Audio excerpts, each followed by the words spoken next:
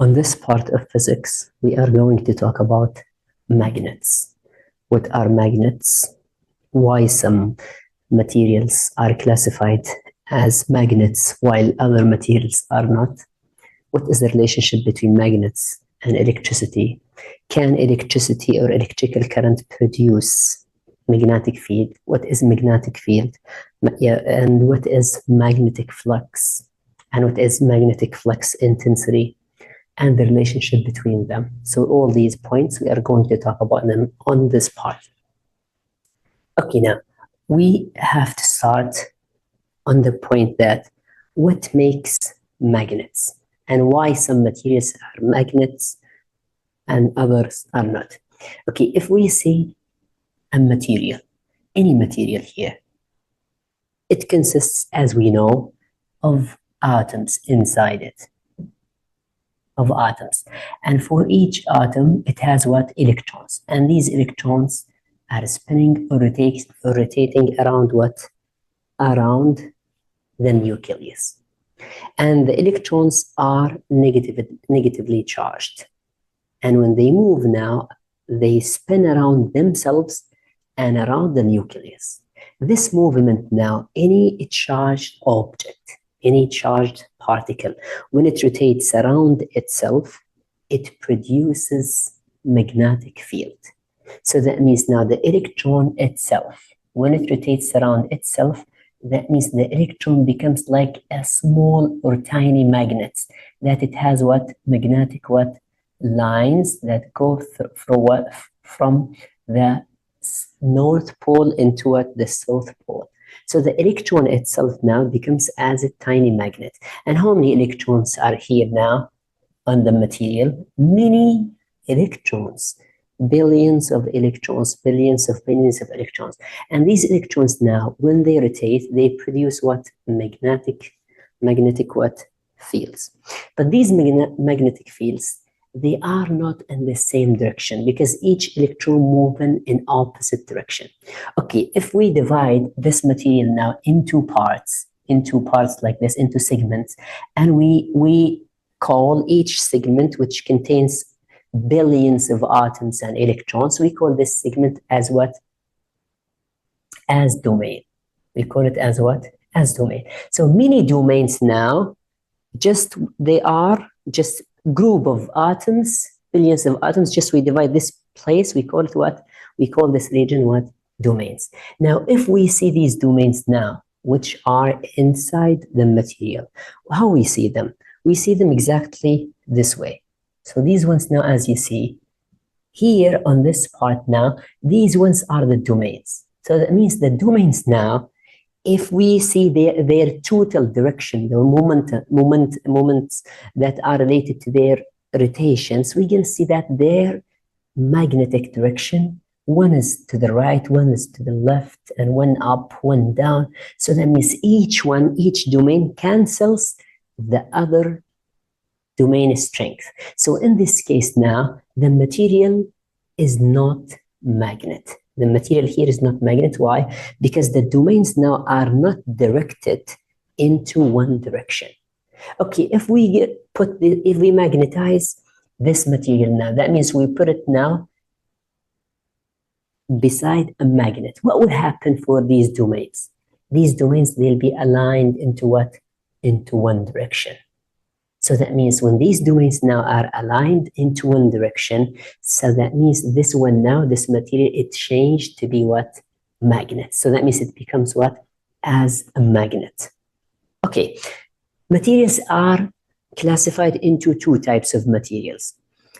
Some materials now are easy to be magnetized. That means easy to have what? Same direction for their domains. And also it's easy for them to lose their magnetism. So these ones, we call them what?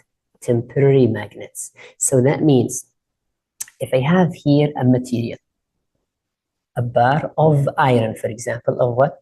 Of iron.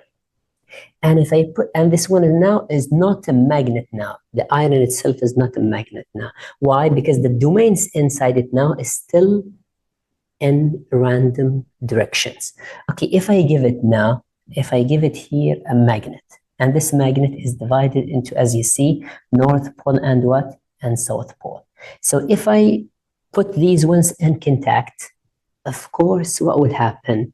The magnet itself will attract what? The iron.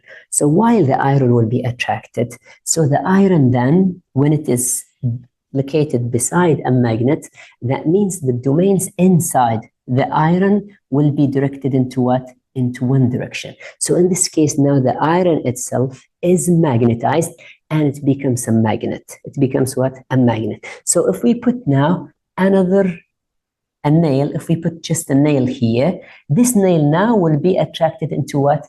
Into the iron. So the iron itself now becomes what? A magnet. Why it becomes a magnet? Because it was magnetized by external force, which is what?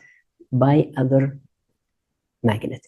Okay, if we now take this magnet away of the iron, what will happen? The iron in this case now will come back to its original what? State. That means it will come back into what? Its original state, which is what? Random movement. So in this case now, we call the iron permanent. We call it what? Temporary magnet. So what are temporary magnets? That they are easy to be magnetized and easy to lose their magnetism.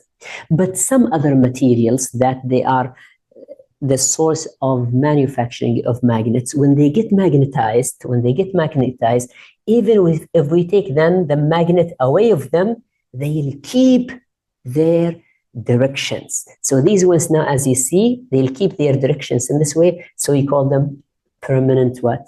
Magnets. So we understand what's the difference now between temporary magnets and permanent magnets, and what happens inside the material in order to be transformed into what? Into magnets. That means these magnets, these pieces of magnets that we buy them now from the market, they are inside them, their domains are aligned.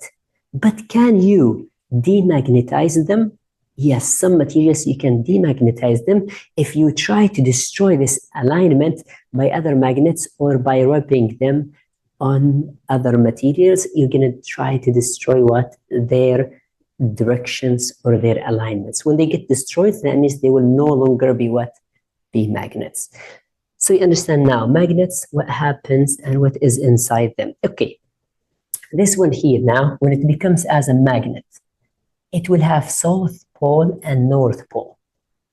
It will have what? South Pole and North Pole. So any material, when it becomes a magnet or a magnet itself, it will have two poles, North and what? And South Pole. And this North Pole and South Pole now will have area around them. That is area of what we call magnetic what? Field. This magnetic field is the area around the magnet where the magnetism force is what?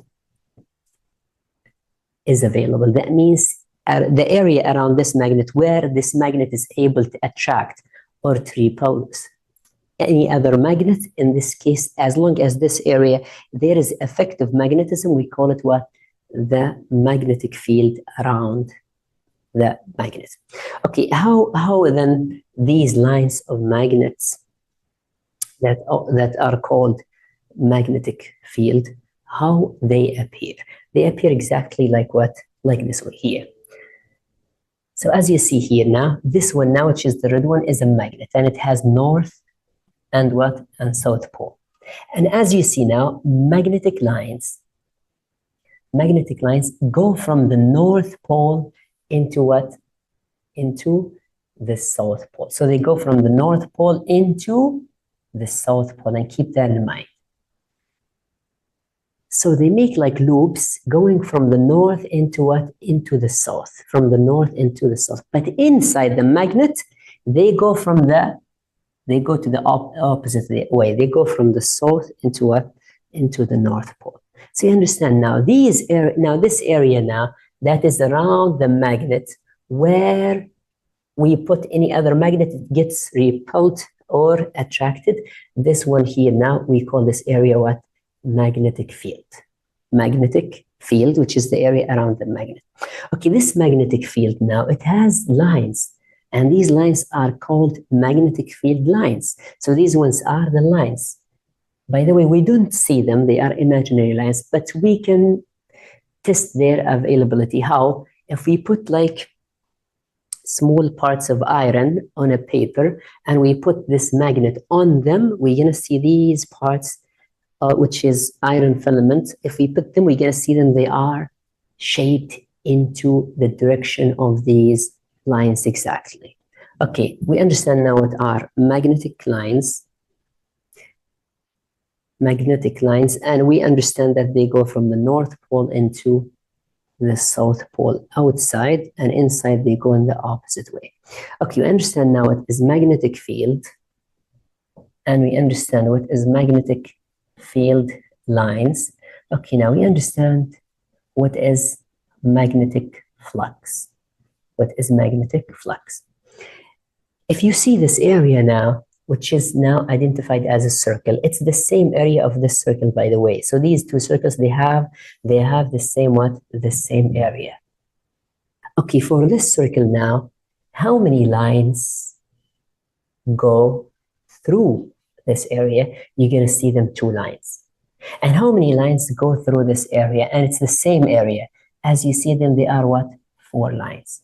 So number of lines of a magnetic field that go into a specific area, like the area of this circle, are called what? Magnetic flux.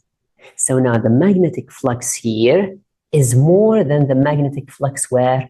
Here. While it is the same area, but number of lines are more on the same area. So magnetic flux is number of lines that move or that penetrates a specific area.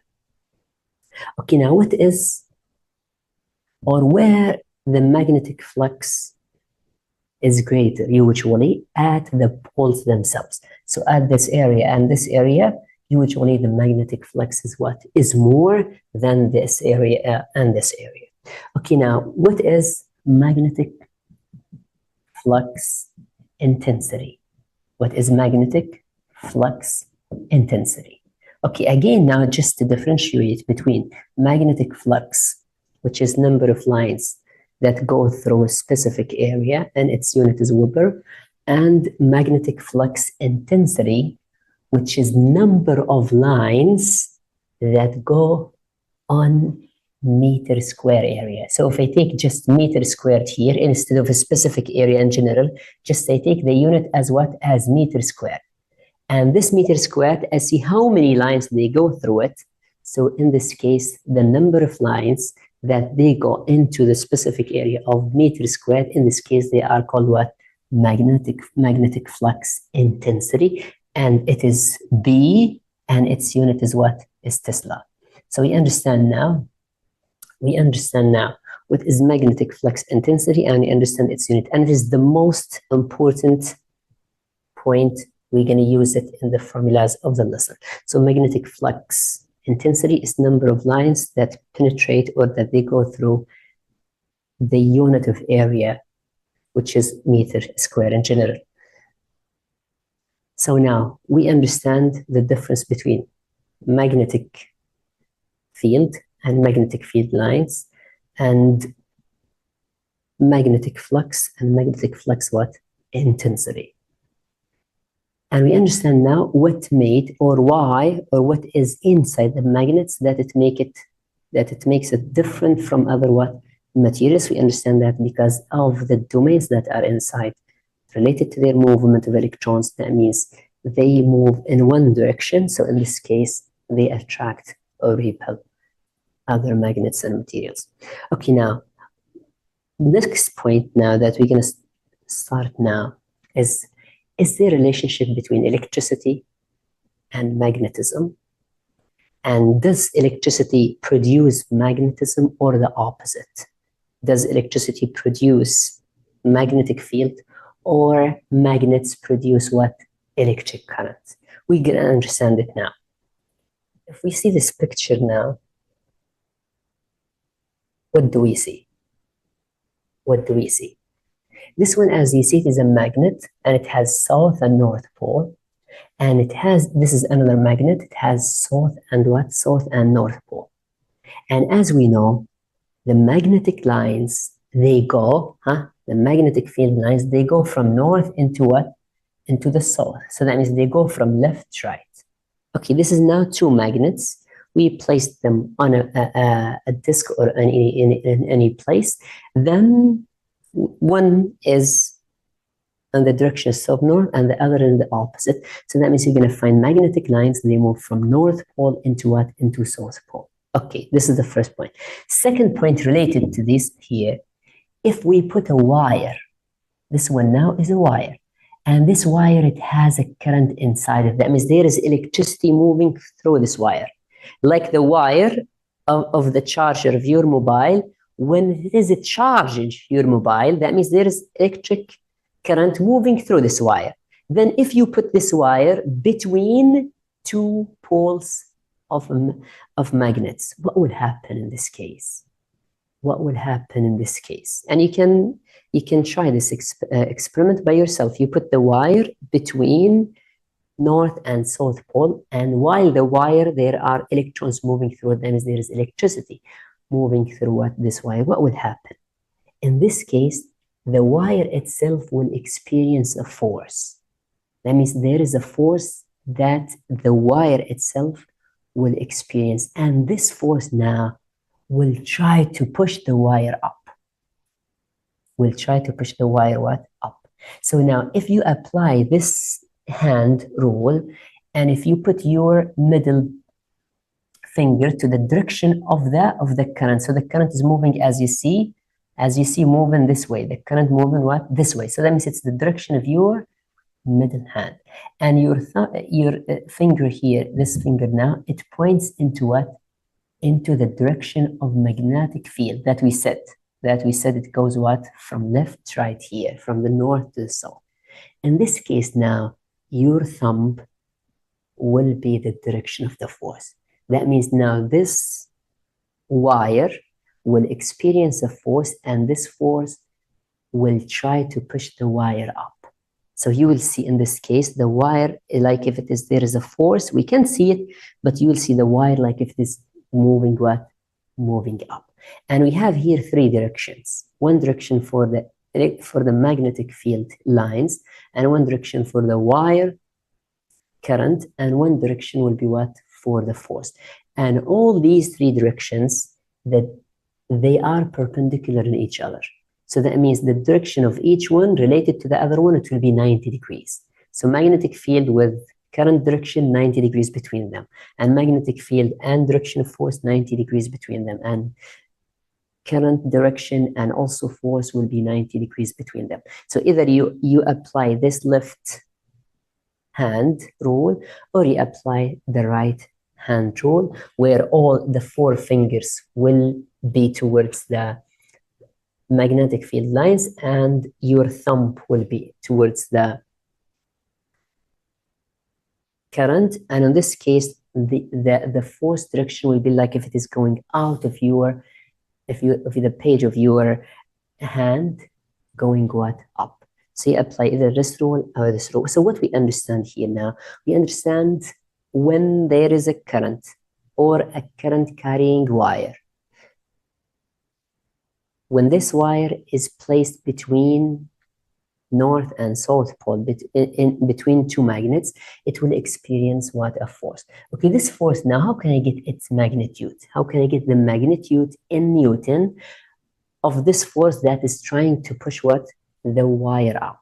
So this force now will equal the B, which is the magnetic field flux intensity, which its unit is what? In Tesla, times the current itself that is moving through the wire, times the length of the wire between the two magnets, between the two what? Poles of magnets. The length of the wire. The length of the wire is not from this point to this point. No, we are talking about the length of the wire that is between this point and this point.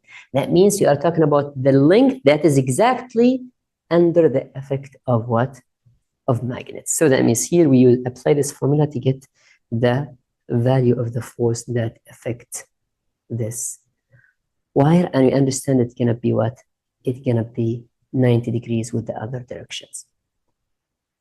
Okay, so till now we understand domains, magnetic fields, magnetic field lines, magnetic field, magnetic flux, and magnetic flux intensity, and we understand the force that affect a wire or a current carrying wire between two poles. Okay, now for this point, now we're gonna understand now. Here we understand how the magnets or how magnetism affects the current carrying wires, and we understand it here. Okay, now in this point that we're gonna start here, if there is a current carrying wire, there is a wire that carries what? Current. That means there is a current that moves through a wire. This wire, will it produce magnetic field or no? So that means the wire that you use it to charge your mobile, there is a current moving through it while it charges your mobile. This current now, does it produce imaginary field or magnetic field around it, but we didn't see it? Yes. How does that happen? Look, if we see this is the current, and as you see, the direction is going up, is going what? Up. In this case, if you put this current on a paper, that means you move it, you put a paper here. This is now you put a paper, and you put what? Iron filament here on the paper. You're gonna see the iron filament moves like what? Like circles. That means there are magnetic lines that are around this current, and these magnetic lines, they move exactly like a circles around the current or around the wire in this case. How do I know the direction? Is it clockwise or counterclockwise, or how? I apply this right hand. Just I grasp the wire and I put my thumb on the direction of the what? Of the wire. As you see, the thumb is in the direction of the wire. In this case, my four fingers here, their rotation, their movement will be the direction of what? Of these circles, and how the magnetic field lines are moving. So you're gonna find them what? Moving around the wire in this way, not in this way. You're gonna find this way, so that means you're gonna find them what? This way they are rotating. Okay, what about if you take the wire, then you move the direction of the wire upside down? What will happen for these directions? It will be also what? Inverted left, right. So that means now we understand now if there is a current inside a wire as electricity, it will produce magnetic field around it. And the magnetic field here can be what? The area around the wire where the magnetism is there. So you understand now what is the relationship, or how can electricity produce what? Magnetic field. How can electricity produce what? Magnetic field. Okay, now is there the opposite? That means, can magnetic fields produce electricity? Yes, they can. How? Okay, this experiment now you understand it to prove how wires, how the currents inside wires produce what? Magnetic fields. Okay, and the second idea, if the opposite, if we have poles of magnets, will they produce electricity or no? Okay, we see this picture here. We have north and south pole, but here there is no electricity. There is no source of electricity like the previous one here. And we have here a wire, just a wire, but here, as you see, this is a wire, just it is what? Straight wire, and here what is the same wire here, like a bar of conductor here, it means wire. And this wire here, I link it into what? Galvanometer, and this galvanometer just to tell me if there is electricity moving through this wire or no. Okay, now, if I move this wire upside down, if I move it up and down, inside the magnetic field lines that are moving from the north to the south, as you see, what will happen? In this case, the wire will cut what? Will move through or will intersect these lines of magnetic field.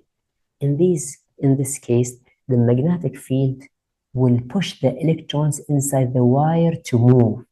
Then, when these electrons are moving, that means electricity is produced. Electricity is what is produced. So that means electricity, where it come from? It come from a wire or a coil that is between what? Two magnets, or between two poles of magnets. They produce what? Electricity. And the main idea of electricity that we use it in our homes is this idea. We put just two big poles and we put between them a wire. It can be in any shape. Then this wire, when it moves, then electricity will move through what? Through the wire. I hope that is clear now, and we understand now. Okay, this one here now, electromotive or the voltage, the electromotive or the induced electromotive force here. It equals what? It equals the length of the wire times the magnetic field lines here, which is flux intensity, times what? The velocity of the wire. Times the velocity of the what? That means if you move the wire upside down with higher velocity, in this case, what will happen? The higher voltage or electricity or movement of electrons you will have. So you understand now? Just we need something to move this wire upside down. Then in this case, we'll have what? We'll have electricity.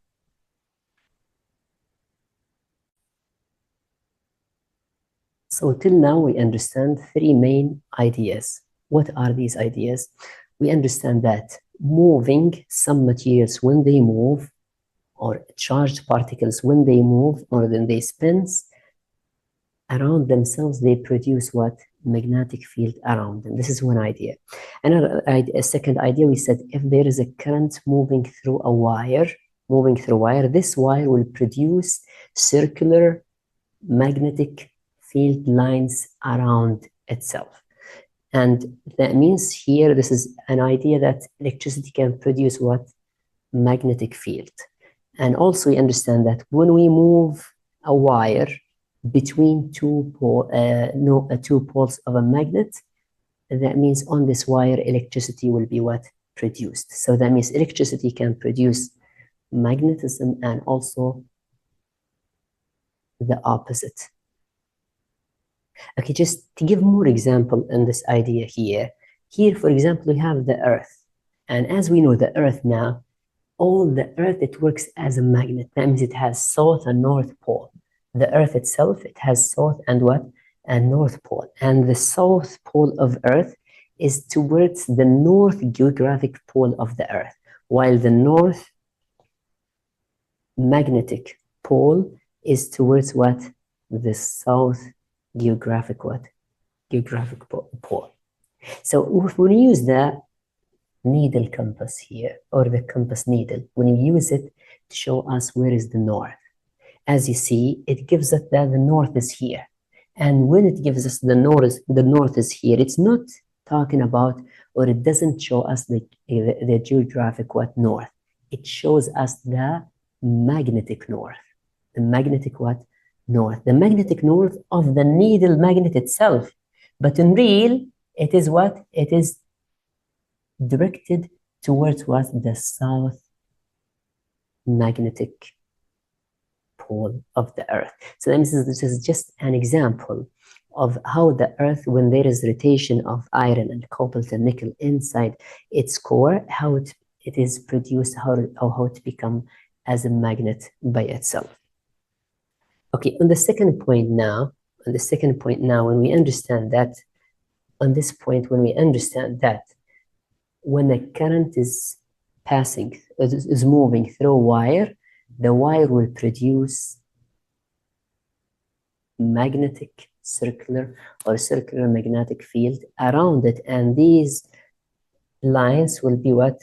Will move, as you see, as circles, and we use our right hand to get the directions of these magnetic lines. So what about now, based on this idea, what will happen if I have two wires? If I have two wires now and I put them close to each other, and in each there is what current is moving, what will happen now? As we said, each wire will produce what? Each wire will produce circular magnetic field around it, right? What about if there are two wires now? If we see here now, as example, here now, this wire, as you see, it has a current that is moving what? Up, that is moving up. And this wire now, it has a current that is moving what? Down. If we apply now our right hand, where we put the thumb on the direction of the wire, then we're gonna see that on this one here, the electric or the magnetic field lines will move in circles what? This direction. While these ones, they move what? In the opposite direction. In the opposite what? Direction. What will happen here between the two wires? What will happen between these two magnetic fields? Will they attract or repel each other? As we know, like poles, like south and north poles, they attract each other. I mean, like poles, like north and south, they repel each other. While unlike poles, they repel each other. Okay, now what will happen for these ones? We're gonna see this picture, how it shows us. So as you see here now, what happens if the two wires, the current of the two wires, they move in the same direction, whether is it up or down, the force will be force of attraction between the wires. So they'll attract each other. But if the direction of the currents in opposite sides of the wires, so in this case, the force between them will be what? Repulsion force. So that means they repel each other. They'll try to go what? Away of each other. So now we understand more two examples to prove how the magnets poles and how the electricity in a wire produce or affect the magnetic fields in production and also what? On the direction. On the third point, as we said if we have here two magnets, and on these two poles, if we shake this wire upside down, we'll see that there is electricity what? Moving through this wire. And under this point, we said electricity that comes to our homes and to the cities, mainly it comes from magnets produce it through a wire. So as an application now for this point now, this is what is called what? Electrical generator. How it works now, the electrical generator, how it works. We put, as you see, this part between the south and north pole. And just we rotate this part now, as you see, when we rotate it between the two poles, what will happen? It's the same like we are moving it upside down. It's the same idea. What will happen now? The magnets lines that move from north into south will produce movement of the electrons inside this wire. So these electrons now, as you see, they move here, then they are taken in wires. So we get what? We get the electricity here in our homes. So that means this is now the main idea of how electricity is produced. If you have two big north and south poles here, and you put a wire or this bar between them, when it rotates, it sends electrons, or it moves the electrons through the two wires that come to our homes. So in this case, we get what? The electricity. So on the power stations, what is the idea to make a power station? What do you need? Just the idea to create a power station. The idea is what will move this wire? What will move it? What will keep it moving in order to get the electricity? So in this case, sometimes we use the wind, as you see, to keep it moving. Sometimes we put these ones under water, like in the sea, and it push this one here to move in order to get electricity, sometimes we use what is called what? Engines. And what are the engines? Engines,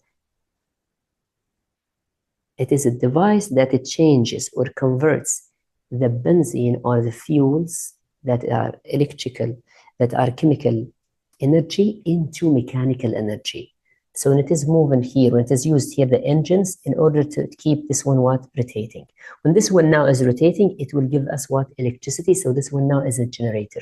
What is the generator? The generator, it changes the mechanical energy into electrical energy. While the engine, that we use it in order to start the generator, it changes the chemical energy in general into what? Into mechanical energy. And this is the idea of electricity and how it comes into our homes.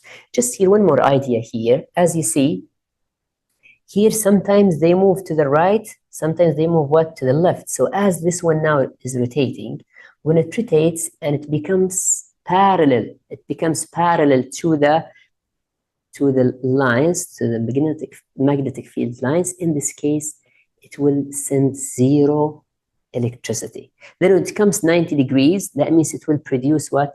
Maximum electricity. Maximum what? Voltage. Okay, in this case now, that means sometimes it gets maximum, sometimes it gets what? Minimum. So that means there is maximum voltage and there is maximum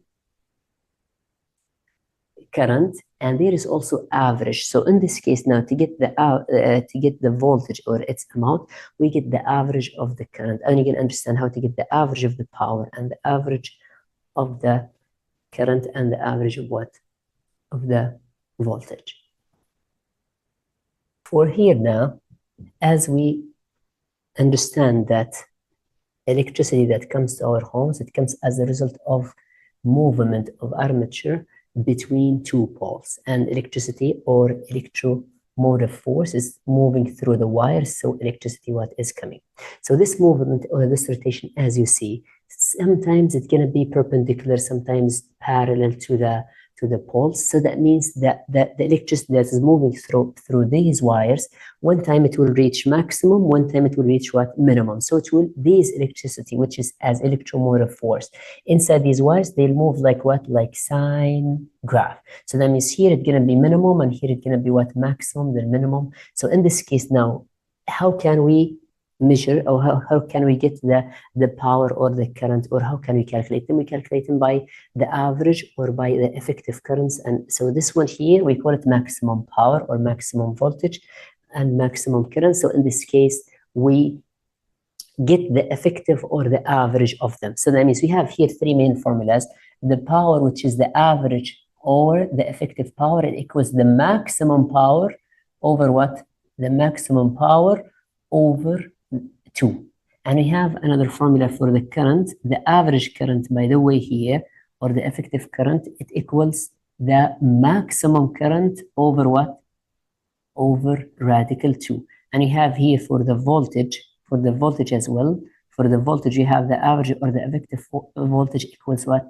The maximum voltage over what? Over radical 2. So these three formulas, we use them to get the average or the maximum based on the question. If the question asks you about the maximum or the average, you find the other one. So you understand now it's based on the movement, and these ones is what? Generator. And the generator now it's like two poles, and between them is armature that is rotating. Based on that rotation as mechanical movement, it gives us what? Electrical movement and electrical energy. So based on mechanical energy, it uses mechanical energy to produce electrical energy, and this is the job of what? Of generators. What do we use to start these ones? Sometimes we use engines in order to make them rotate. So that means engines, it change the chemical energy from the fuels into mechanical energy in order for these armatures to rotate. So last point now, we're going to understand the difference between galvanometer, ammeter, and voltmeter. Galvanometer, which is G, it's a device that is used to measure the small currents. The small what? Currents. So how many amperes is the current? If the current is very small, we use what? Galvanometer to measure this current. Okay, the galvanometer now itself, if we connect now the galvanometer by a small resistance in parallel. So this resistance now is a small resistance connected with the galvanometer in parallel. So in this case now this one will become what? Will become a meter. Will become what? A meter. And this ammeter is used to measure what? The higher currents. Okay, what about the galvanometer itself? The galvanometer itself, if we connect it by a small or big circle, a big or high resistance, but this resistance is what? In series with the galvanometer. In this case, this one will be called what? Voltmeter, and this voltmeter is used to measure what? Voltage. So that means what is a meter now? It is a resistance that is connected into a galvanometer in parallel. And what is voltmeter? It is when the big resistance is connected to the galvanometer in series. So now when we use them on the circuit, how we use them now? These ones now inside the ammeter, the resistance is in parallel with the galvanometer, but when you use it in the circuit, you use it in series. And here's the opposite. Since these ones inside the voltmeter, the resistance is connected in series, so when you use it on the circuit, it has to be connected in what? In parallel. So they have to be exactly like here. So as you see here now, this ammeter now is connected on the circuit in series, while the voltmeter is connected what? In parallel.